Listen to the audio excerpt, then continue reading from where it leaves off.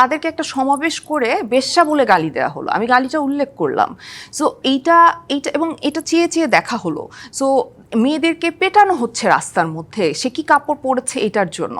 যে এইরকম একটা দেশ নিশ্চয়ই কেউ কল্পনা করবে না, সে যেই মতেরই হোক না কেন। আমি যেই স্বপ্ন বা যেই আশাটা আসলে আমার দেশকে নিয়ে করি, সেটা জুলাইয়ের ওই সময়গুলো এবং অগাস্টের সেই 1 থেকে 5 এই সময়টা আমাকে নতুন করে আশার আলো দেখাতে শুরু করেছিল যে এই বুঝি আমার এই বাংলাদেশটা পরিবর্তন হয়ে যাবে। আমি যেরকম বাংলাদেশের স্বপ্ন দেখি, যেই বাংলাদেশে আসলে প্রত্যেকটা মানুষ, প্রত্যেকটা নাগরিক তার স্বাধীনতা অধিকার বুঝে পাবে এবং ন্যায় বিচার নিশ্চিত করা হবে, মানবিক মর্যাদা সবার অক্ষুণ্ণ থাকবে এবং নারীদের অবস্থান স্পেশালি সমাজে মানুষ হিসেবে প্রতিষ্ঠিত হবে। এগুলো আমি আসলে স্বপ্ন দেখি একজন মানুষ বাংলাদেশের নাগরিক হিসেবে। তো সেই স্বপ্নটা কিছুটা আসলে জাগ্রত হয়েছিল বা আশার আলো দেখেছিল জুলাইয়ে। নগদ নিয়ে এলো হার না মানা হার অফার। সর্বনিম্ন 10,000 টাকা রেমিটেন্স নগদে পাঠালে থাকছে স্বর্ণের হার জেতার সুযোগ।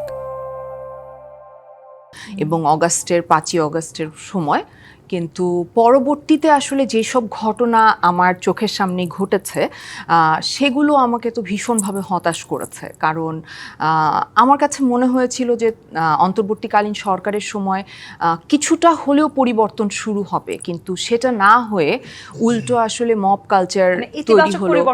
হ্যাঁ, অনেক ইতিবাচক পরিবর্তনের আশা না করলেও কিছুটা পরিবর্তন হবে।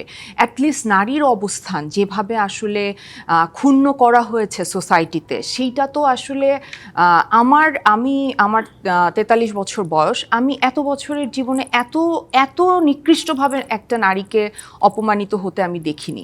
সো যখন নারী সংস্কার কমিশন হলো, সেই কমিশনের যারা প্রধান কাজ করেছেন, যারা ছিলেন কমিটিতে, তাদেরকে একটা সমাবেশ করে বেশ্যা বলে গালি দেওয়া হলো। আমি গালিটা উল্লেখ করলাম। সো এইটা এবং এটা চেয়ে চেয়ে দেখা হলো। সো মেয়েদেরকে পেটানো হচ্ছে রাস্তার মধ্যে, সে কি কাপড় পরেছে এটার জন্য।